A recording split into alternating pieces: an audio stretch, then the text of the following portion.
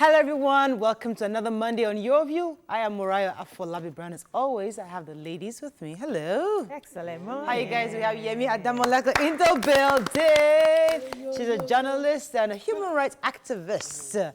You know, we see you in the trenches, you know the stories we hear. You guys fighting for our rights. How you doing, Yemi? Good to have you on the show. I'm good. Good to be here. Happy New Year. Happy New Year to you. That's true. That's true. So what's been happening? Let me say hello to the ladies. Hi, BC. Yeah, Let me not forget we're you. amazing. It's okay. You can go ahead with it. Well, how are you? How was your I'm weekend? good. I'm great. I had a lovely weekend. You know, I said my weekend was going to be a busy one, and it was. I had to take the kids out. We did this. There's this place, Rufus and Bees, on the island. Yeah, somebody told me about that. That was the first time we're going there. They had so much games for the kids. Yeah, the games were just. I played. I played the games. Their food was very expensive, but we had to eat something. Then we went back. We all had a night at the island. And on Sunday, I did church. You got a hotel, you guys are just having fun. I better go and sit down. Yeah, we did church with a friend, a long-time friend from school, and we hadn't seen in 2 years, so visited. You don't have to start spending money. We went straight, calm down now. We went straight to drop off my daughter. She's resumed border. So I'm alone with the other 2 kids at home now. That's a nice weekend. Yeah, it was. Very, very full. But I need to rest. Elijah, Elijah, how's our business? Business is good, but it's paused now for now. It's Christian's birthday today, our IT guy, the one that makes me laugh. And people think I'm tripping. Your bobo. Oh, Christian, the fine guy. Happy birthday, Christian. Yes, and it was really fun over the weekend. I was happy to host my siblings, and it was, I felt the love again and almost went home with them. I almost did.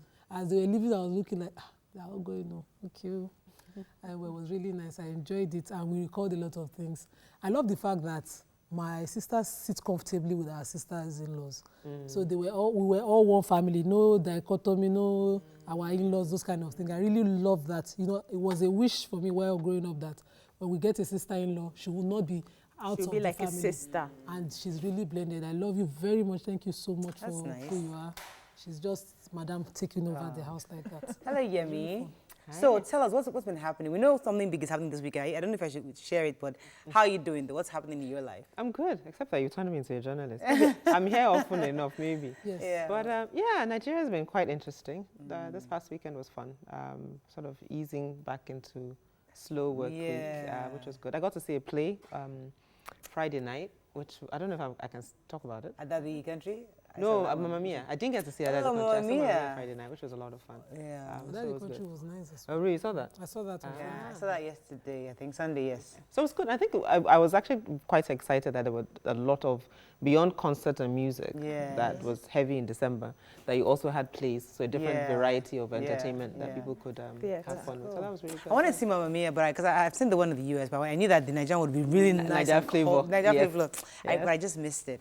But it's good to have you around. Are you telling anybody about our party next weekend? No. Okay, let's see. Things that happen. Let's just say things that happen. I had fun this weekend. We took out Momo. We went to the Zenith Bank Circle. Okay.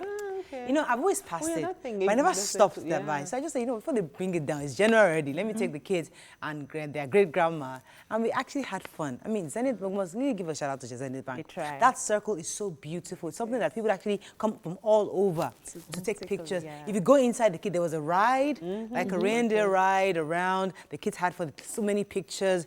I mean, they did a fantastic job. I think we need to continue to encourage Zenith Bank because they, people came from other states. So I was hearing like, just for that.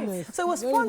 So people come from all over to be there, and I think it was a great idea. Those are the kind of CSR that they call it. They should work with. It would be nice if they maybe worked with a hotel in terms of parking, because I think for people, the people enjoying it are enjoying it, but the people who have to bear the brunt of, because it's a roundabout as well, so there's traffic gets pretty difficult. Parking was a bit difficult. Exactly. So it would be nice if it's packaged as an experience, so you know where you park. Then you walk down and you take pictures. It's a lot easier. Okay, so work has started officially today. Traffic is coming back gradually. My kids start school on Wednesday. Some schools are gradually starting, but dear, we're getting there. All right, let's go on a break. When we come back, we'll go through the front pages of the newspaper. Stay with us. We'll be right back.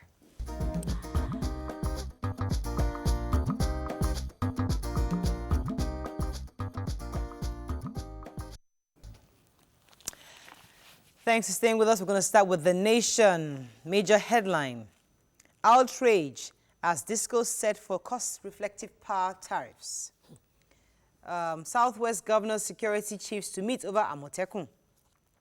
Boko Haram presidency allays fears over Chadian troops withdrawal. How Kaduna gas explosion killed professor. Don dies in barber's shop. Chaos as fire raises Oyo market. Exhumed LASU student's body for reburial. Internment tomorrow. I wish I had read that story. But which story are we taking in The Nation? The gas explosion. Yes, go ahead. Yes, so there was a gas explosion, and one of the victims was Professor Simon Malam, who just came back from the US on a tour. So he wanted to just have a haircut in preparations for a Sunday service. Just beside the shop where he was cutting his hair, an explosion happened and then killed all of them in that line. So, but investigations have revealed that the gas shop was illegal and there was no license at all. So investigations are ongoing to ensure that they close up all the shops that are illegally opened without licenses, to ensure that they work with a gas, unexpired gas, because according to them, this guy was working with gas that was expired. And there was a filling station just opposite. The gas exploded and the bottom of the gas landed in that filling station, and it was caused by the person who was buying the gas picking a call from his phone. So we need to really be careful how we get our gases and take calls in that area. We will always call out DPR because they approve licenses for situating, inflammables in the residential areas, and they are also the ones in charge to regulate. So they are the ones who should spot those small shop gas operators and see whether their operation within those areas of other shops, because this happened in Ajegule, exactly this sort of story. I saw the deputy governor of Kaduna on her tour, looking at the debris from the explosion and wondering, so what comes after? We still need to learn from the loss of lives like this, so that the agencies who should do the needful should start to do that which they were set lost about 6 persons. This young lady that was killed by her boyfriend, 23, her body's been exhumed. Let me get her. Her name is, I think it was, I'm trying to get her name here. I can't have her name here, but she was killed. She was a student of LASU. And the government, the police has asked them to exhume her body so she can have a proper burial. And there was a self-proclaimed pastor, Shego Phillips, and a woman, Bola Adeko, and her son, Uwabi, are being interrogated by the police to have a connection in her killing. And it's pretty sad that this case hasn't actually been closed. It's still being investigated, but the girl has actually been exhumed, and hopefully given her a proper burial. Let's move on now to The Punch. Electricity tariff hike. It's daylight robbery. Labour others tell federal government. 3 fair killed as Oyo traders protest market inferno. Hisbah storms Kano gay party, arrests 15 suspected homosexuals. Owners of unregistered vehicles in Lagos risk prosecution actually. Iranian generals killing. Inspector General places police on red alert. Christians are severely persecuted in Nigeria. Can backs US. Pick a successor. Pastor Bakari urges Buhari. Extortion. CGN disowns Sheikh Husani. Says ex-lawmaker is a liar. Okay. Hisbah storms Kano gay party and arrested 15. Who has that story? So I do. Okay. Yes, so this Hisbah, I want to get the name correctly. Yes, so Hisbah operatives arrested 15 homosexuals in Kano. These were students who just graduated from the University of Bayero University in Kano, and they wanted to have a celebration with their gay partners. So they got an intelligence report, stormed the place, and there were about 45 of them. A lot of them, ran away, but they were able to get 15 of them, saying that they're going to put them in the correctional homes to see how they can change them from their bad behavior to, just correct them. Okay, the major headline, this issue of electricity tariff, who has that story? I do. It's interesting because the focus a lot is the fact that there's not enough power. So if you increase tariffs from 10 naira to 20 naira, if you don't have lights, it doesn't really matter. But because a lot of people have estimated billing, that's where the issue lies. Because if you have a meter, then it really doesn't matter in this sense. I mean, yes, you pay a bit more, but at least you're paying for power that you have. But a lot of the anger is that they still haven't forced every disco to give people meters. So people would have to pay a lot more because then your estimated billing is based on this new fare tariff. And the fare tariff varies depending on what disco, so from 10 naira to 20 naira, depending on where you are. But there's this phrase they've always said, cost reflective. So discos have always complained that they are not, the tariffs they're currently charging is not enough. Doesn't even cover their costs. Exactly. So that's part of it. But I think one of the things they don't do very well is have a conversation, a proper conversation around the actual cost that the alternative is. So if you compare the cost of the discos, if they charge you, versus the cost of diesel, for example, or cost of petrol, you end up paying more for those things. So in sharing the cost reflectiveness of it, it lets people know that even if discos increase their tariffs, it's actually cheaper than me burning general petrol. But I think the biggest challenge though, and I think Tribune actually refers to that, NERC issued a statement that they're not increasing prices. So it's a bit confusing, but all the headlines. For most of the papers, NERC has agreed that they're increasing tariffs for 11 of the discos. Even that, NERC is saying they're not, the statement says no at all. Yes, in Tribune here, I have it here. It said it's a minor review implemented by the Commission as a retrospective adjustment of the tariff regime released in 2015. So it's not what is going to reflect right now. Exactly, precisely. So there's a bit of confusion then actually, so clarity we need around clarity, that. but this negotiations has been since when the former governor of Lagos State was Minister for Power. And one of the debates when they had a public interaction on the issue, people were complaining about the estimated billing, and that is why they stalled it. And even there's a lawsuit. Estimated there's actually a lawsuit criminal. As well. Yes, I remember then they said do not pay. So I've been told by the producers that we're going to bring in somebody next week to discuss it. Let us see exactly what the issue is and how much exactly Nigerians would have to pay for electricity going forward. Moving on now to Daily Sun. 2023, Southeast pushes hard for presidency and restructuring. Many enemies of Nigeria in government is Bakare.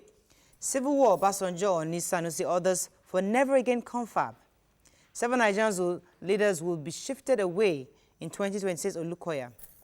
Death of Iranian commander IGP places policemen on red alert nationwide. Gomobiano under fire for wife's charity in the U.S. The major headline, excuse me, Ohaneze is to set up a lobby group as Northern adopts the El-Rufai and Oni campaign team. The Southeast are actually pushing, and I actually think I prefer this approach of putting together, because I think Ashiwaji always says that the power is not served a la carte. So obviously, you need to let people know that, listen, it is our turn indeed. We're ready. And that is why it's great for them to have this lobby group and begin to go across the country and begin to tell people why they power must move to the Southeast, which I think is a great idea. So we'll continue to monitor this and see how far they go, because the northern groups have actually put together El-Rufai, Oni, as that's what they're proposing here, from according to certain northern groups. Others are bringing out, Ngige also is thinking that everybody should join APC now so you can get the ticket. There are different people coming up with various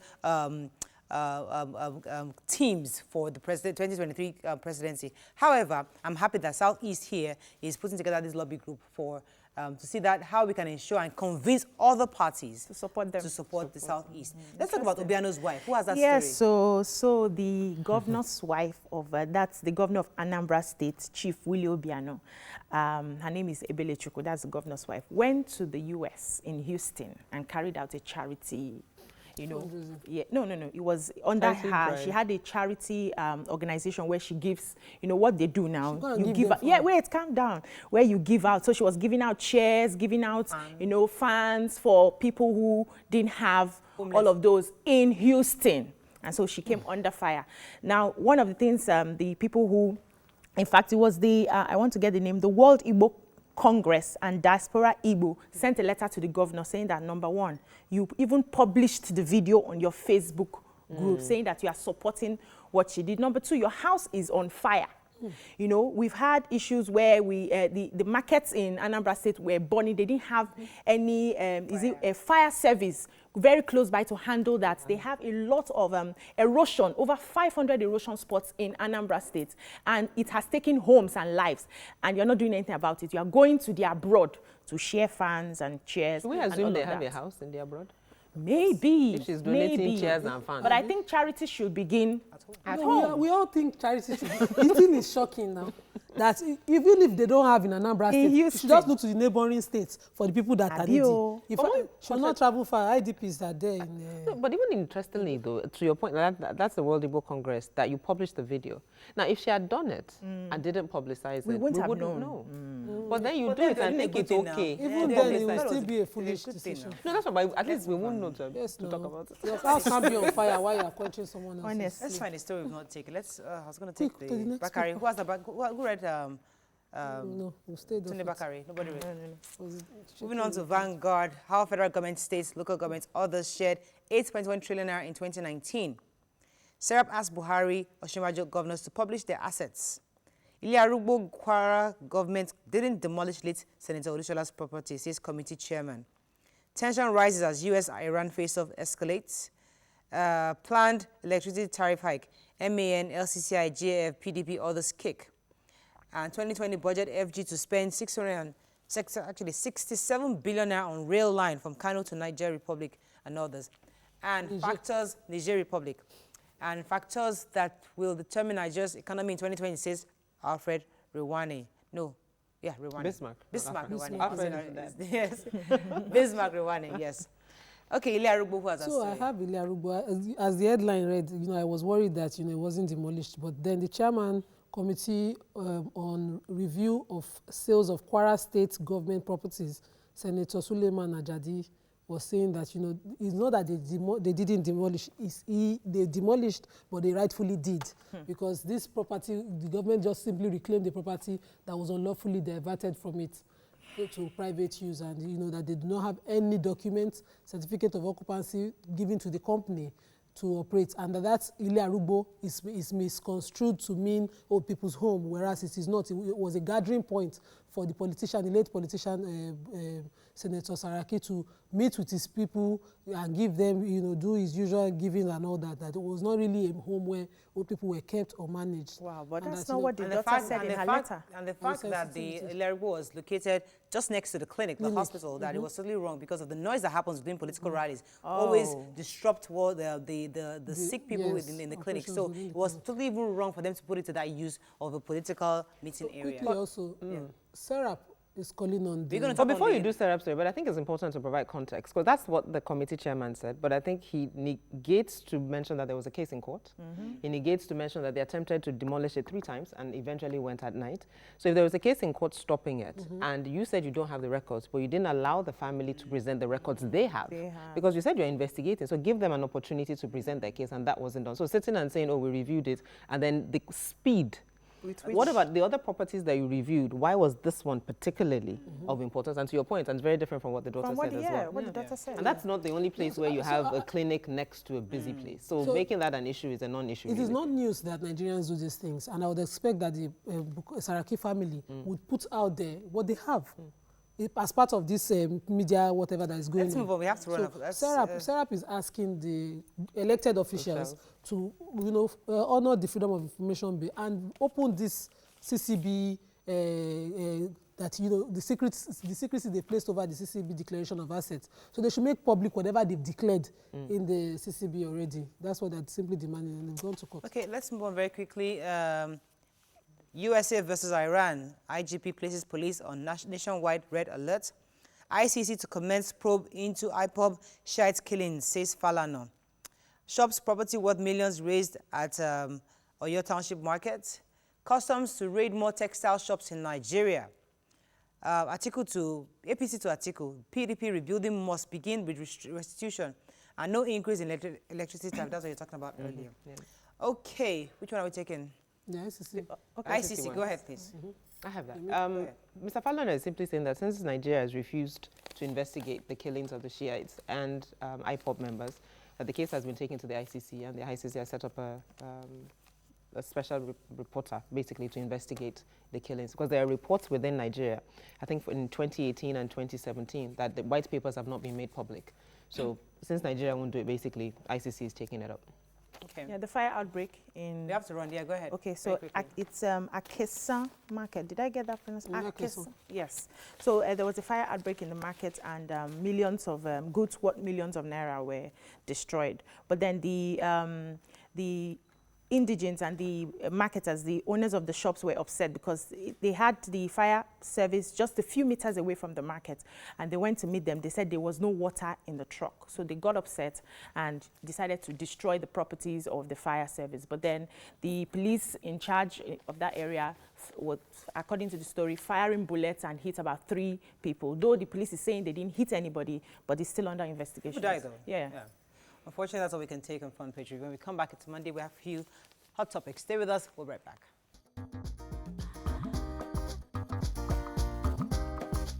Stay tuned. Your View will be right back.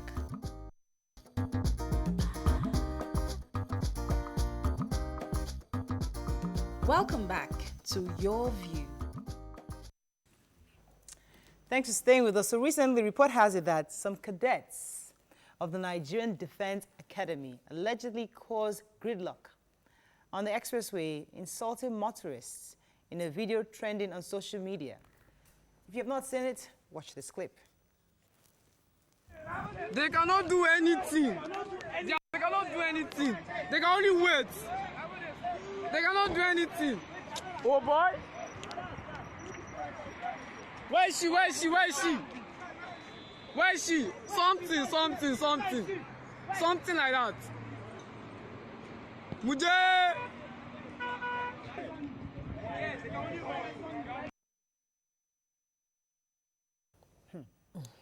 All right.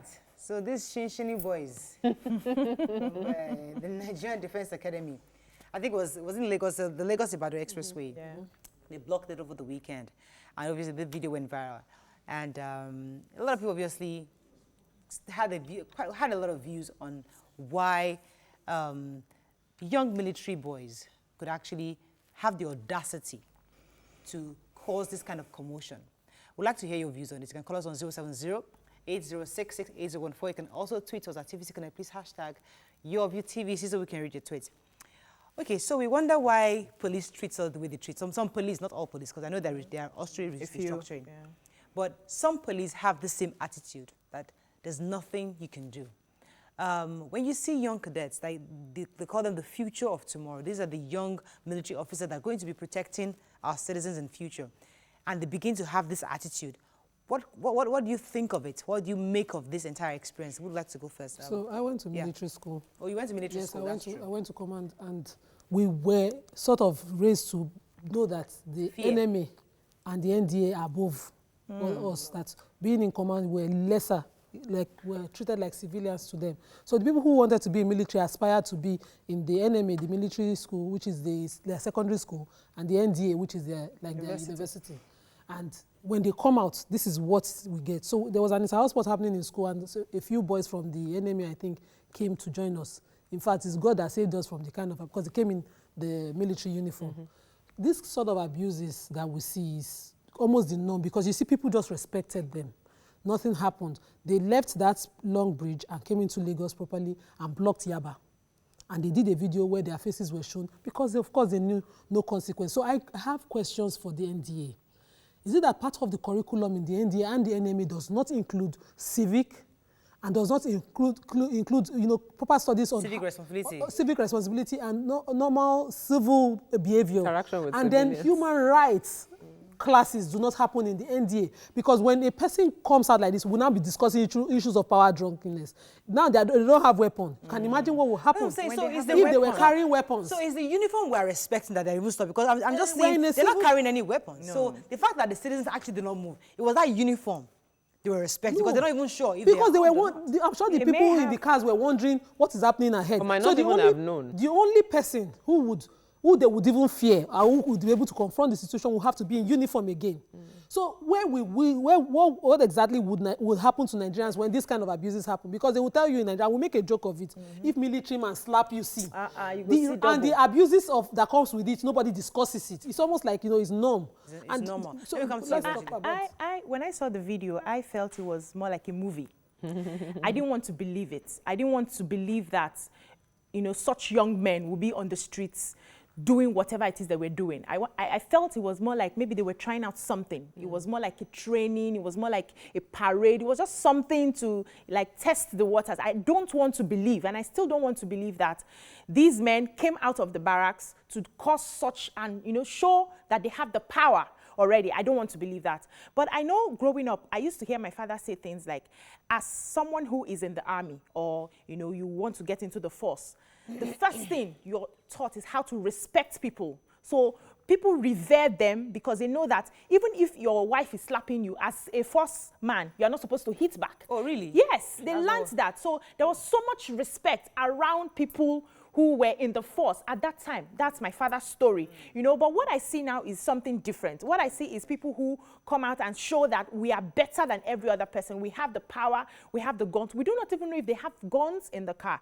So for those people who were just sitting down and what's happening, they may be saying, are you sure they don't have guns? Are you sure they don't have koboko? Because we've seen them on the streets displaying. So I would want to, I still expect the government to come out to speak on this. I haven't heard anything so far. So but that's why I'm saying... Let me come to Yemi on this, because, you see, no matter how much you talk about this thing, there's still that possibility that nothing's going to happen. You know, this, I mean, yes, we're going to make there'll be a lot of hullabaloo about it on social media. We'll talk about it on TV shows. And at the end of the day, these boys might actually just go scot-free. They totally disrupted because a lot of people were saying that there could have been emergencies waiting in that traffic. People could have been needed to be places, but these young boys just took advantage. In your view, what should we expect of the military, at least their response to this? Because should we really anticipate that they were going to do something about this, or it's just going to be the business as usual? I mean, funny, just to pick up on that, my father always jokes that he is only afraid of two people, doctors and military men, because both can kill you. But to your point, I think what we should expect is that the military should respond. Now, if they will, it's a different conversation. But I think that's what we should respect, and we shouldn't demand any less. Because it's a build-up. So you start with secondary school, you go into university, flexing. You do this on the road, flexing. You come to Yaba, shut down, nothing happens. All that sends your message is that I can do this and I can get away with it. And it's not just the military, it's the same that we say, as Nima was saying, almost accepted with the police as well, or that when our security agents or people in positions of authority and power abuse it because they can, and because they know they can, that's the problem. So the issue is for them to be told, and repercussions, public repercussions. So let me give another example of when this happened. So along the Ikorodu Road, there was a military man in a public commercial bus in his uniform, or I think in a shirt and a uniform, a camouflage cap, doing his own private business. And he was on the BRT lane, and Lasma stopped him. He said, how dare you stop me? Ordinary Lasma. He was wrong, and he seemed to be above the law. And while he was conversing with the Lasma man, and that one was insisting, this bus will have to be impounded for what you have done. Another military man passing asked him, now your boss. He stopped your boss and he joined the issues. Of course. So we need to address this issue of being above. I am aware that within the military, they have a court martial. I am aware of their disciplinary measures. What I'm not aware is how when it clashes with a civilian's rights, what exactly should the civilians do? Let me take this call. And how should it go? And I want the PRO of the police, of the military, to be talking to us. Emmanuel, good morning. Are you there? Yeah, good morning. Thanks for calling. Go ahead, please. Yeah, so the viral video that went online about the soldiers and all. Sorry, we didn't get that. What I think I have to say is that in Nigeria, it's something that it's a norms. You understand? And the video the soldiers were doing, okay, they were causing obstruction, yeah.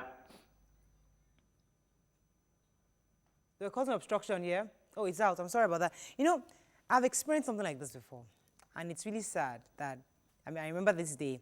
I was coming down the ramp. You know when you're coming from going to the island, and you pass the Awolowo exit, the next exit. So, military, I think it was in military or Navy, one of them, just parked on the road and was talking, and it was disrupting traffic. And me, a young girl, you know, I had what kind of rubbish is this? And I told him, what you're doing? I came down in my car, and I was telling him, why would you just park on the road and block all of us? I'll slap you. Hey, Jesus Christ. People just looking at me like, this girl. She wants to chop beating. She wants to chop beating. They're not slapping. This man called his boys to come and grab me. That who do I think I am to be talking to him anyhow? So when I now saw the people coming around to come and grab me, I went on my knees. Yeah. I've missed it. Life to cry. When the other motorists saw me kneeling down, they came down to come and beg on my behalf. Because I didn't get it. When I now go home, they go, military, so what is wrong with you? I was there. This is not. You see, we need to check. America. Okay, on Saturday at a petrol station where they were charging 15 naira for POS, I had a confrontation with them, and so I was standing queued to buy, and then I was saying I will not pay that 15 naira. You're stealing, and it's Petrocam. And the one at Abuleadu, and I was and a military, one small cadet boy that me when go military school knew, was driving a madam with her hijab, and he was shouting at me, "Move that car!" I just closed the door, locked it, and I walked away. By the time I came back, he was banging on my boot because I also wanted to fill my gallon. I looked at him. The way I confronted him, he went into his car, I went into mine and drove off. Won't be that, because the truth is, those days when I went to military school, if they did that, I wouldn't even say anything. But today, I was ready to go on live, and I'll make sure I follow it to the bottom of the matter. Let me take Emmanuel. Another Emmanuel. Thanks for calling. Are you there? Yeah, good morning. Good morning. Go ahead, please. Yeah, I'm Margaret calling from Margaret, I do apologize. Go ahead, Margaret. You're live. Go ahead, please. Oh, sorry, lost that. But do we remember the Navy story? The lady that was beaten by Navy in this Lagos. Yes, and she got justice. Yes. Because it was also recorded. So I think this goes to your point about Yaba. Exactly. The video that we were seeing is not very clear, but the Yaba one that shows their faces, Very clear. that's what I'm saying. So if then the military actually pursue it and do something. But the thing, unfortunately, is that there are too few of the stories of people actually paying. So most people don't think anything will come of So it. the military have had their names over the years discolored and bastardized by the activities of their people that they don't call to order. Yeah. What is important is that they go on a proper PR arrangement for them, which is, of course, we'll start with this one. They will respond to this and make the punishment of these boys public. Right. The young lady in question, it was because her papa did for Senate angle. That was why she was able to get justice quickly. But this time around, the military need to take a stand that is clear. Okay, let's go on a break. When we come back, we'll continue this conversation. Stay with us. We'll be right back.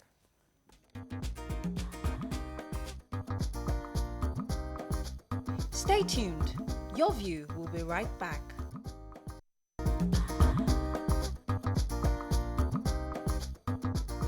Welcome back to Your View. Thank you for staying with us. So we're going to continue this story about the cadets. Upeji, you want to say something? So I remember when I was shopping for my son, and I got him this camo, this military camo as a short. And he told me, "Mommy, I can't wear it." And I said, "Why?" I said, "Because any soldier that sees me will flog me."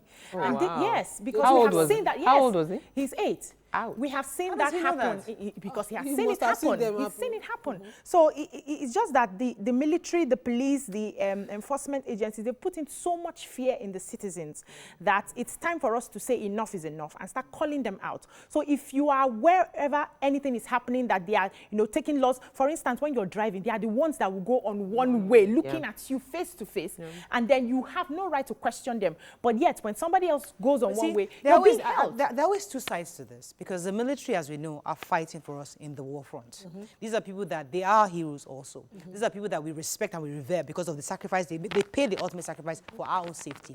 Flipping the coin also, we've seen that the military getting away with almost even murder with Wadume case, with the 4 gallant police officers that were killed, practically murdered by military. Till today, we're still hearing, oh, they're put in a guard room. There's really no proper conviction yet.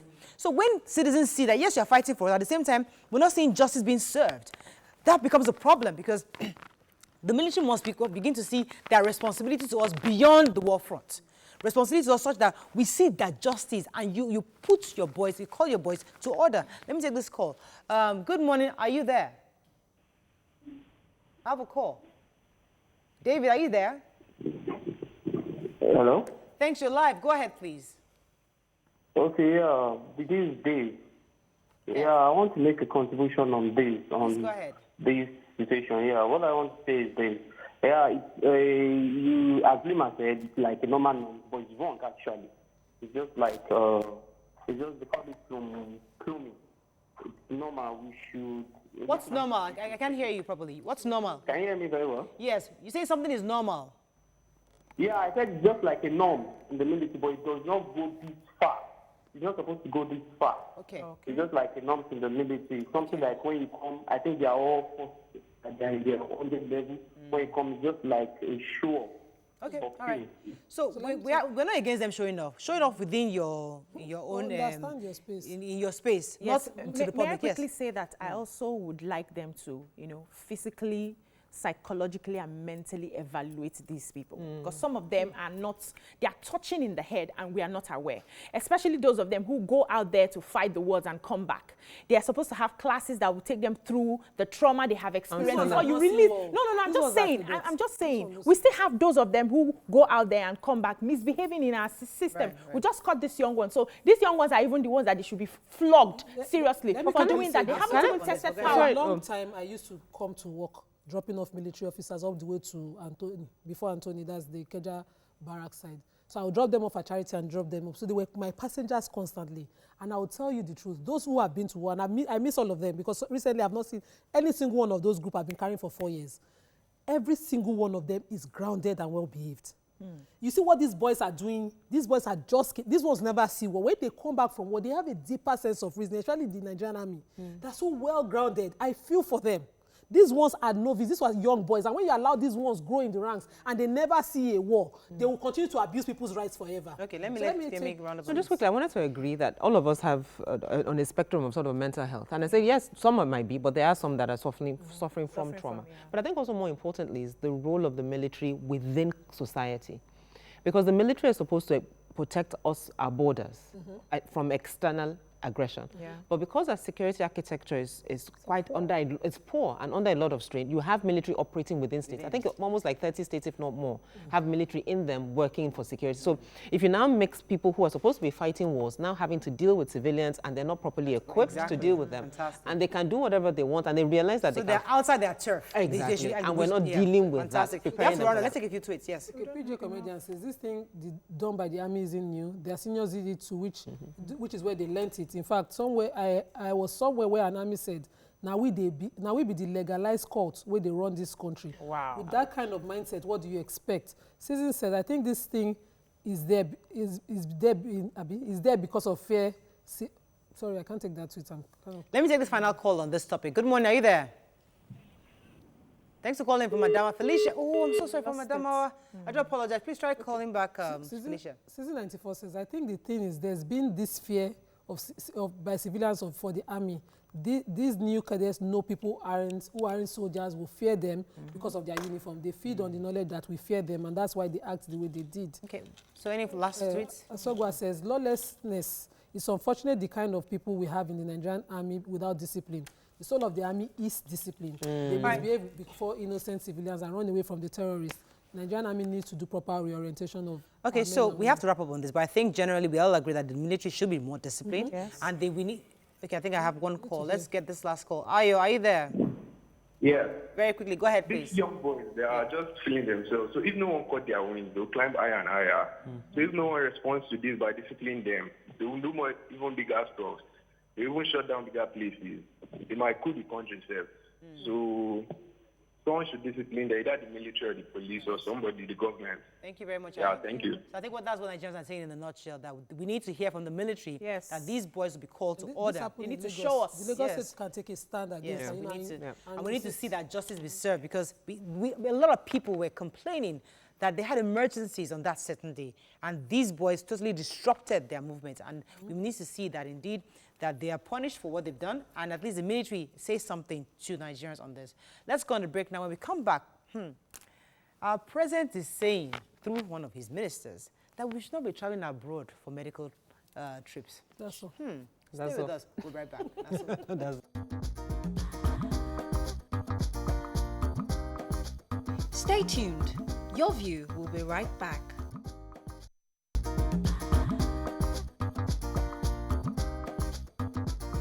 Welcome back to Your View.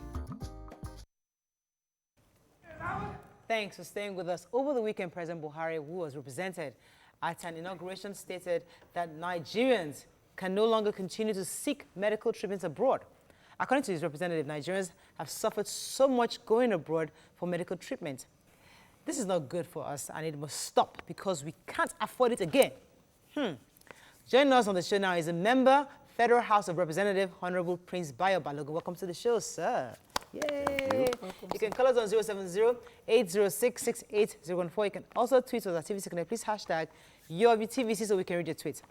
Okay, so the minister was representing the president at this event, and he was saying, and it was Minister Ogbonaya that was saying that we shouldn't be traveling, we can't afford to travel abroad anymore. And of course, PDP immediately went at it. Excuse me, sir.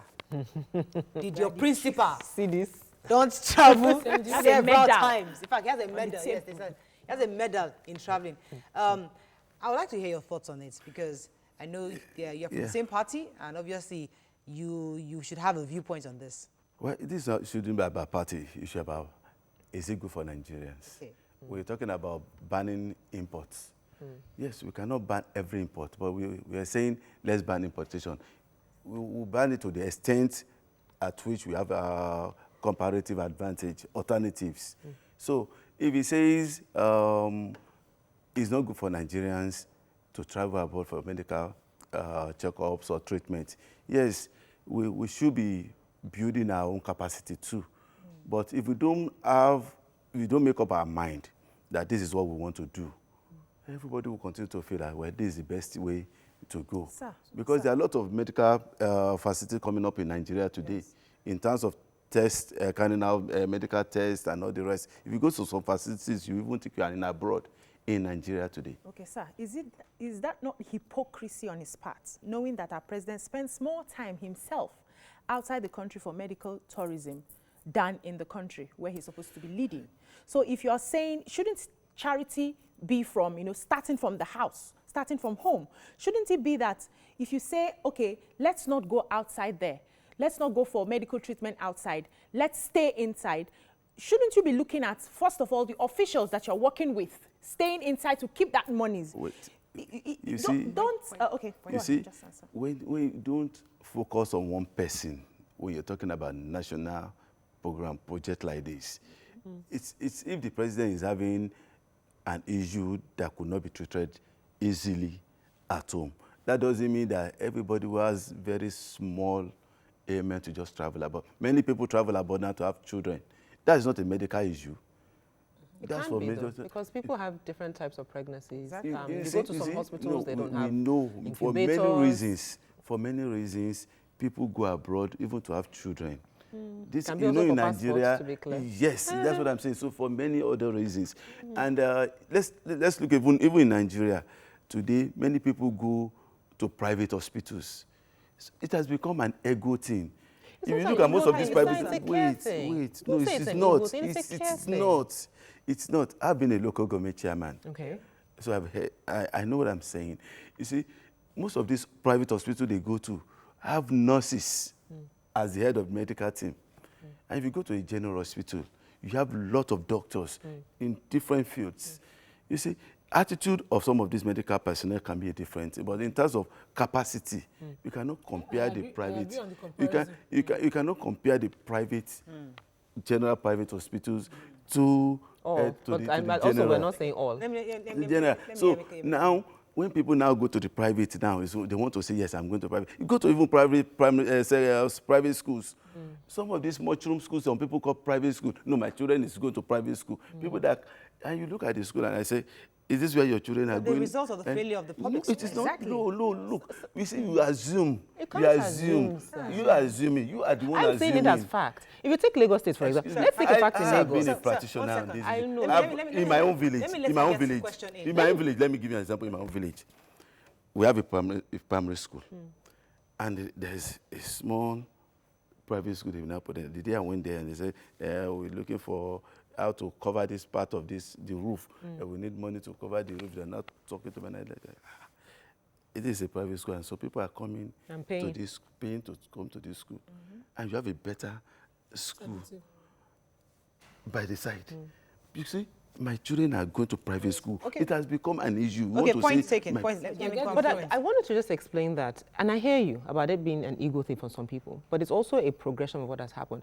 Back in 40, maybe 50 years ago, you went to school abroad if they didn't admit you in a university in Nigeria. So kids who went to school abroad was because they couldn't get into your UIs or your IFES of the time. So it wasn't, I grew up on University of IFES, so I'm saying this factually, not I know, not I think.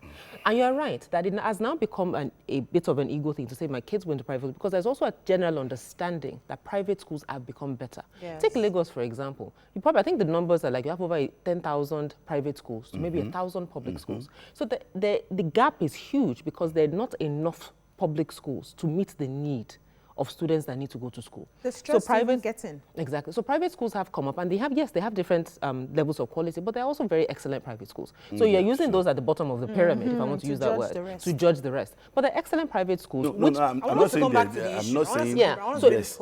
Okay, so if we talk about, so taking that, I'm going to do that the parallel. So parallel, the same thing for medical care. You also have the spectrum of really bad medical private hospitals. But then again, for me, that's also a failure of governance because some private hospitals shouldn't exist. We worked on a medical negligence case of a mother who lost her child in a private hospital. We got NMA to suspend the doctor's license for 6 months. But it took us 3 years to fight that battle. And it took a mother who was diligent in keeping records, that was able to present evidence. How many people do that? So if government allows poor private care, and that's where you can now have that issue. And now at that level, now when you're talking about government, now these are personnels. These are the workers. We said there are a lot of attitudinal problems in this. Sorry, sir. Let me just be clear. It's not an attitude, this one. This one is regulation. So you're regulating that they have... So the issue with the child Justin that died was that the person administering care was not a doctor. The doctor was not on site, and they could do that because regulation didn't ensure those things, and that's government's job to regulate. So go back to the minister's statement. Making a blanket statement around we want to stop medical tourism without providing context, as he said. So are we saying Nigerians shouldn't travel? What he's saying, you see, you have to look at if you have, let me tell you something, I can have a personal view on issues. Okay. It's not saying that it's a law. We are not passing a bill. It's just coming out saying that such should not be encouraged. So it's important that we have, government speak, whether legally, whether, just by policy, or whether by declaring their stand, which is what Ogbonaya Onu was doing on behalf of the president at the inauguration of the Alex Ekweme Federal University Teaching Hospital in Abakaliki. So this is a Federal University Teaching Hospital they were inaugurating. One of the issues for me is when he made this statement, how aware, that's Ogbonaya Onu himself, or even the president, are they of all the dilapidating facilities within federal teaching hospitals across board? The one in Luz, for instance, a lot of times they have to do referral. Even the one here in Bagada here, the people complain of referral on issues of dialysis and all that. So how aware is government of the dilapidation of properties or facilities within public hospitals? Let's take this thing one at a time. Now, should we continue to go abroad? That's not no, wait. Do we continue to go abroad? No. I believe that is generally accepted that we should start thinking of how to prepare what we have bad at home. But do you believe that leadership is by example? Do you believe that leadership is by example? Sure. So if we see leaders like you travel abroad for medical trips, and I can afford it, why can't I go? Yeah. You see, what we are saying here is like, if you have a better alternative at home now, you no longer go there. Yes. I believe so. Yes. That is what we are saying. He is now saying that we should no longer encourage people to travel abroad. Here is the minister. Part of his own budget too would have also addressed how to repair some of these facilities. He, as a person coming in, would have his own plan too, to ensure that if we have all the money today to put all our health facilities to 100% level that we actually wanted. Close, maybe 80%. But it's a different thing to wish. Okay, sir. Let me but it's something to have the capacity. Okay. Let me go a little with statistics. Yeah. So in 2001, we had an agreement with the AU that at least we'll put 15% of our annual budget in healthcare. 15%.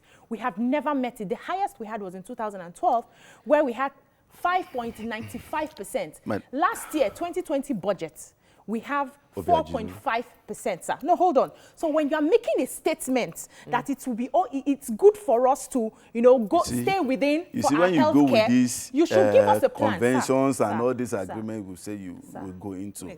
Yes, education will say 20% you must go into education. Health will say 30% will go into education. Security will say this should go. At the end of the day, you had everything together. You have about 250% of everybody saying so percentage should go. Let's be very objective. Okay, you talking about objectivity, I'll come to you, Yemi. According to your talking clothes. About objectivity, sir. Your house approved over 150 billion for renovation or so. No. It's the House of Reps. They are the ones objective. No. I'm talking about the budget for the House. For the National Assembly. National Assembly. Renovation was about 37 billion. They talked about 30 something. You see, Senate. now, we are talking about budget and the expenditure. They are two different things. Okay. Now, in having a budget, you look at what's the breakdown of this budget. Yes. The National Assembly, the first building in 1999 was just the Shimba. Within then and now, a lot of structures have been added. All the offices were not there in 1999. Okay. So as time goes on, you are expanding. The institute, the Legal and Diplomatic Institute, which is also attached to the National Assembly, is also undergoing renovation. It's about to be converted to the full university. You see, when you see the budget of the National Assembly, you are not just seeing just the building of the house. You have other agencies within the National Assembly attached. So until you see the breakdown, and at the end of the day, you only talk about when you execute and you see how much actually spent on what. You see, we should be more concerned about what we spend now. So 2 quick things. I'll start from the back. The National Assembly, part of the challenge is also, to your point, the breakdown. So under Senate President Saraki in 2017, for the first time in 7 years, we had a breakdown of the National Assembly's budget. It wasn't done in 2018, it wasn't done in 2019. We've been promised that it might be done in 2020. So to your point, and I agree with you, if people see the breakdown, it helps understand. Yeah. Because part of the context for the 37 billion was that the National Assembly hasn't been renovated in a while. And then came back that it was renovated under President Jonathan. So I think, just to your point, it would be useful, and if you can push for that on the floor, that if there's a breakdown of the National Assembly's budget, then it makes the conversation, at least for informed, so people who are debating it, for clarity on that. And sorry, let me just, and the second point, just before you respond. Recently, there's been a lot of conversation about pension bills or pension acts for serving governors. Yeah. And for a lot of the states, part of what, after serving 4 years, and maybe 8 in the odd case, part of what the state will be paying for in perpetuity is for former governors to get medical care in Nigeria and abroad. So now when you have that as a conversation point, and then the minister of the federal government is saying we shouldn't encourage medical tourism, but it's written in the laws of at least 7 states that the state taxpayers in Lagos, for example, should pay governors that served for 4 or 8 years. So it's a difficult conversation to have. Yes, that after working technically for 4 years, for the rest of your life and your family's life, we would be paying for you to go abroad. So I hope you understand why it's a bit of a touchy subject. So even when he says it without that context. That was not an APC agenda. It has been there. Now, you see, instead of us complaining about issues, these are laws. If you don't do it, you are going against the law. People make the law. Who is presenting a bill, amending let's review to repeal it. Yeah. You see, it's not about killing or not killing. Yes, what is good today, by tomorrow, might feel out of place. If we feel some issues are out of place, we should move bills, amendments to actually change some of this. I think a governor was asked on this matter some few weeks ago, and he said, well, I met it on ground. Okay. And I even have not been enjoying it because it was not in the National Assembly. And he said, I don't even know if they are paying it. That's what you're there for. Anyway, let me take this call from Mudukwa. Has been holding for Mudukwa, is still there? Yeah, I am. Good morning. Thanks for calling. Good morning. Go ahead, please. Okay, so when I first saw that the news headline online, I thought it was a joke. Coming from where it came from, I thought it was a big joke. You can't make such laws when you yourself won't lead the example.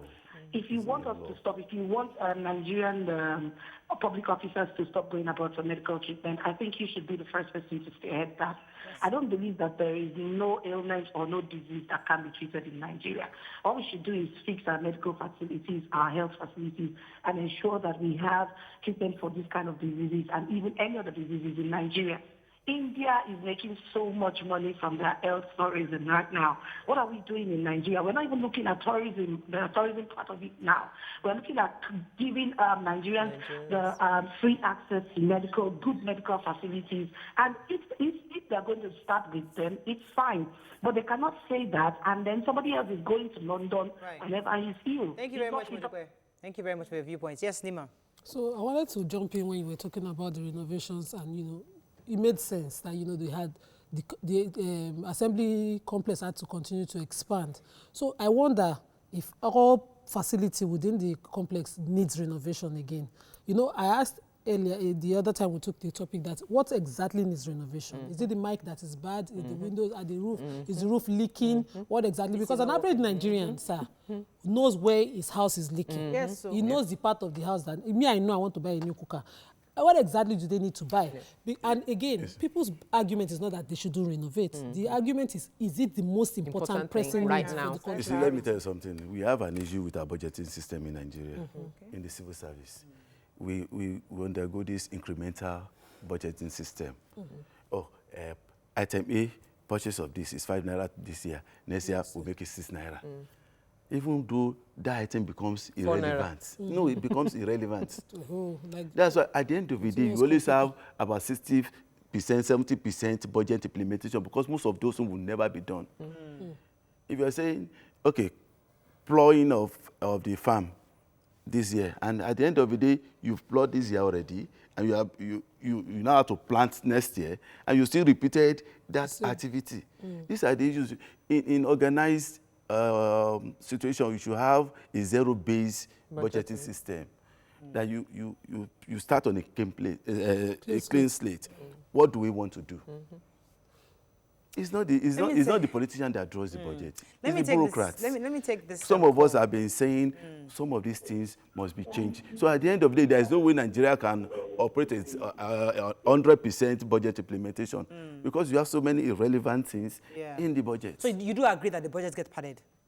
What do you mean padding? As in, because when you say it's bureaucracy, no, I said there are a lot of things that will end up just stay there as a budget, but will never be implemented. Okay. And it's what is implemented. You see, what is implemented, look, like in this budget now, people said, oh, this rapport between the executive and the legislature is not good for us. They pass the budget without asking questions and all this. You see, the problem will not arise during budget. It is during the oversight. Okay, the 30 billion you're talking about now, even within the house, now you now tell us, because it's not the politician that will spend the money, it's the civil servant that's going to execute it. This money will be, contract will be awarded by departments and agencies. So we too will be there to say, okay, how did you spend this money? Gotcha. Let me take this. Frederick, Frederick, are you there? Thanks for calling. Frederick, are you there? Thanks for calling. You're live. Yes, I am there. I'm still on the line. Go ahead. You're live on TV. Go ahead, please. Okay. What I really want to contribute is, yes, okay, if you want us not to go to abroad, then, yes, if you want us not to go ahead to proceed to America or wherever, I'm an upcoming medical practitioner. So it is better for our government to invest. Frederick. Oh, actually, I was enjoying that conversation. Okay, help us understand it. Help us make it clearer. You're saying now, from what I've heard from you, the civil servants put together the budget. Yes. You, as lawmakers, don't actually expend this budget. Sure. So, if we're looking for the corrupt parties, it's not you. We should be looking at. Even though we're not saying corrupt now. We are saying, we're looking for how, because what we're saying, the bottom of the problem of the problem. How come these budgets are not properly implemented? We want to know who to hold. You see now, let me tell you something. Now, even from implementation, from budget presentation, most of the time we over budget. You know, realistically, you made 10 trillion last year. and you know, at the end of the day, maybe probably you budgeted 15 trillion last year, and you were only able to make 10 trillion naira. Because budget implementation is based on revenue that comes in. That's what it's all about. So why will your budget this time around be 20 trillion? But then that comes to the House again. So usually the president will peg it at a particular say a price of oil per barrel. We're not even looking at tourism, the tourism part of it now. We're looking at giving Nigerians the free access to good medical facilities. And if they're going to start with them, it's fine. But they cannot say that, and then somebody else is going to London whenever he's ill. Thank you very much, Modupe. Thank you very much for your viewpoints. Yes, Nima. So I wanted to jump in when you were talking about the renovations, and it made sense that they had the assembly complex had to continue to expand. So I wonder if all facility within the complex needs renovation again. I asked earlier, the other time we took the topic, that what exactly needs renovation? Is it the mic that is bad? Is the windows at the roof? Is the roof leaking? What exactly? Because an average Nigerian, sir, knows where his house is leaking. Yes, he knows the part of the house that, I know I want to buy a new cooker.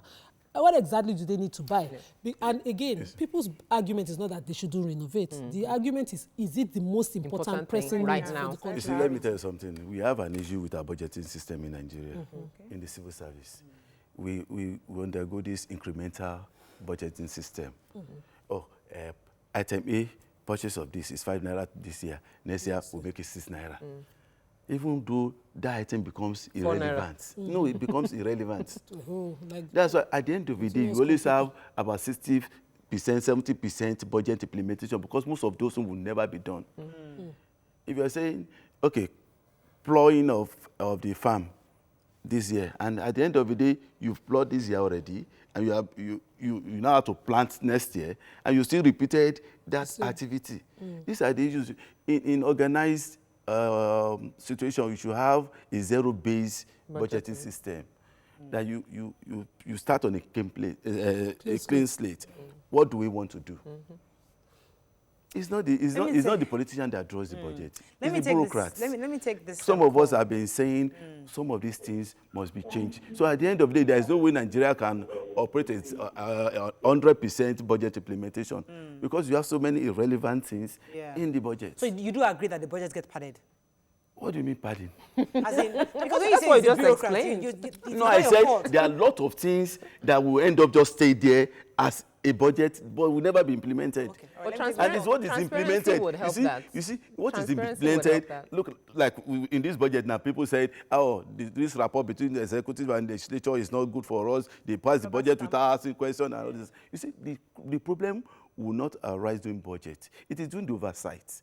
Okay, the 30 billion you're talking about now, even within the house, now you now tell us, because it's not the politician that will spend the money, it's the civil servant that's going to execute it. This money will be, contract will be awarded by departments and agencies. So we too will be there to say, okay, how did you spend this money? Gotcha. Let me take this. Frederick, Frederick, are you there? Thanks for calling. Go on, Frederick, are you there? Thanks for calling. You're live. Yes, I am there. I'm still on the line. Go ahead. You're live on TV. Go ahead, please.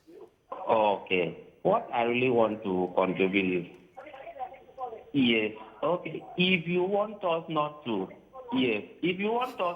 go to abroad, then, yes, if you want us not to go ahead to proceed to America or wherever, upcoming medical practitioner. So it is better for our government to invest. Frederick. Oh, actually, I was enjoying that conversation. Okay, help us understand it. Help us make it clearer. You're saying now, from what I've heard from you, the civil servants put together the budget. Yes. You, as lawmakers, don't actually expend this budget. Sure. So if we're looking for the corrupt parties, it's not you we should be looking at. Even though we're not saying corrupt now. We are saying, we're looking for how. Because what we are saying, the problem of the problem. How come these budgets are not properly implemented? We want to know who to hold. You see now, let me tell you something. Now, even from implementation, from budget presentation, most of the time we over budget. Realistically, you made 10 trillion last year. and you know, at the end of the day, maybe probably you budgeted 15 trillion last year, and you were only able to make 10 trillion naira. Because budget implementation is based on revenue that comes in. That's what it's all about.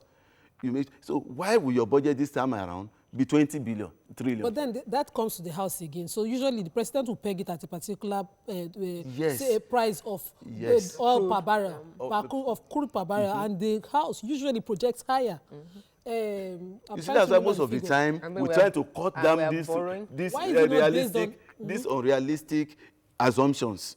That's why they now say the National Assembly is fighting the executive. For instance, that the legislature is fighting the executive when you bring unrealistic assumptions, price per the. You don't price reduce it. And that's the thing. What I'm saying is the House never reduces it. That is where they now say if you now reduce, they say you are fighting. You should reduce. It should be based on our reality. You see, they are the technical. The role of the legislature is to check the executive. Exactly. So that is your job. Let me say that. It's to check. And this is why, for example, at least for us, your budget as the National Assembly is symptomatic of that challenge. Because if the National Assembly, that's meant to provide oversight function over the executive, and as Nima is saying, reduce, review, challenge these things so we can have budgets that make sense, their own budget is not public. The conversation starts from there. Because it's now a conversation that if you are unable to say, this is how we budget, this is how we spend, and you put yourselves as a model. So therefore, it's an easier conversation for you to have with the executive. So it's not that you are fighting or you are trying to be difficult. Most of the time you say a particular budget is not outside.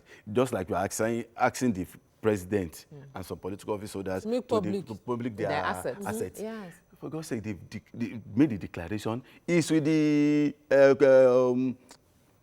with the clause the code of conduct owes that in protecting their secrecy or whatever. That is where your freedom of information bills comes up. That's why we're in court, sir. We have sued based on freedom of information. So it's not meaning that you talk to the I'm not talking about assets. No, I'm not talking about assets. I'm talking about your budget. This is not assets. No, I'm saying even in budget, all these in court, sir. All these budgets are somewhere. I'm sure the National Assembly is not keeping the budget in his house. It's with the budget office. Yeah. Okay. All these budgets are with the budget office. As Saraki did, was released. So let's come back to the healthcare. Yeah. That's how the conversation started in the first place. So now, in your opinion, do you think that we are ready to take our healthcare system to the next level? Seeing that it's even in our priorities when it comes to the budget, we are not even close. Now, let's start, even when we talk about health services, the number one culprit are even the health practitioners. The health practitioners? Yes. How come? Now, most of us want to blame the politicians. Many of these health practitioners were trained with public front. Okay. Only for them to go abroad to go and make more money. Do you blame them? No. You see, if I'm the governor today, all I would do is to say, okay, if you want to be a doctor, even I will go and search for people who don't even have the money. We'll let them go to the university. You give them a loan? Free of charge. Okay. You go to the university, like the Lagos State Medical School. You go there, free of charge, and you'll be on bond for the next 15 years. You get your regular salary, but you cannot leave the service. We do that in Lagos State for the next 10 years. You have enough doctors to even export. But I know, I've been in the system, and I know a lot of people that did their masters, that did so many programs with government fund, only to come back from abroad and go back. Maybe by the time they even do their programs, can you blame people who leave, sir? No, they are disciplined. No, what I'm saying is that is fraud on itself. The government trained does you. Does your scholarship require you to come back? Please, sir. If there's no requirement on me, if government gives me money to go to school, anywhere in the world, if you are giving money to do something, you must be bonded. Let's not misunderstand. I particularly have a problem with Nigerians getting better. Medicine around the world is expensive. It's cheaper here. Then you get the basic education here, and the next thing you get out of the country. Why shouldn't you? So there should be a balance. If there isn't, that's what I'm trying to say. Nigerians don't look. Politicians are not the scapegoat here. Everybody has a role to play. When I was the local government chairman, Obasanjo waited our fund. We had to do our best under that very difficult condition. We were not earning salary at that point. Many of them that serve as chairman then were still collecting stipends as part of the salary they were supposed to have collected within 2003 and 2007 today. Nobody will talk about that. But at that period, every civil servant were collecting their own salary. We were making sure that they got their salaries. Because if they would not be able to get their salaries, hell would let loose immediately. Right. So that was sacrifice on your part. So whatever happens, the politician gets hit. But whenever anything goes wrong, that's what you okay, let me take our last call this morning. Good morning. Are you there? He's been holding for a while. So, hello? Yeah, good morning. Morning. Thanks for calling. Go ahead, please. My name is Akinwumi. Sorry, I would like to speak onto the cases that you brought up this morning concerning the cadets and rush down to this one presently. Go ahead. Firstly, let me talk about the cadets. I believe they have commandants in their place, which you people need to talk to. Actually, they have gone out of power, and that is not the first thing. I mean, the first time of the action. We know them, and we cannot, because they know the civilians cannot handle them. So we need to speak with the commandants concerning that. So concerning this tourism or not tourism, I heard the honorable speaking that it was the local government chairman for some time or before it becomes comes to House of Assembly. The truth is, all our general hospitals, we have specialties and we have people that are capable. But the truth is, are they properly monitoring them? During his service as the local government chairman, did he monitor the general hospital under his government? We have people that can do this work. We have specialists that can handle series of, of ailments in this country. Right. Okay. Point taken. Just like I said earlier, many issues are institutional, even within the service itself. A lot of things have to change. We have to ensure that we put a lot of supervision. I called the medical director of health within my local government some few days ago because a patient was taken to the hospital and the patient was referred without even checking anything to be taken to Bagada or on the island. I said, well, I called the medical director. This is not acceptable. It must have even been stabilized first. At the end of the day, they have to take the guy to a private hospital just around the area. And I said, you will see me in your office this week. Because most of these problems are caused by the operators themselves. All right. In Nigeria today, you know how much you spend on our medical facilities in Nigeria. We have to check the budget. They have the highest percentage most of the time. I have to wrap up. It's not about the money. It's about the people themselves. All right, point taken. We have to wrap up. Let me just take in one tweet, Nima. Okay. I saw Guacanayo Kenneth says medical tourism is basically for the elites, not for the common man on the street. Statistics have shown that more of our leaders visit hospitals abroad for all manner of treatments. Our leaders should match words with action. Unfortunately, that's all we can take. But thank you so much, sir. We have to bring you back on because obviously we still need to know the inner workings of the House of Assembly, of the National Assembly. There's a lot of issues with budgeting, how money is spent, your oversight functions, how you guys actually, do you really have this oversight function? The kind of, the budget you have for all your going around and monitoring and all that. So we need to come into that, but we'll bring you back on that side. After the first quarter, you start feeling the heat. All right, that's all we can take. We'll see you again tomorrow. Have a fabulous day. Bye-bye.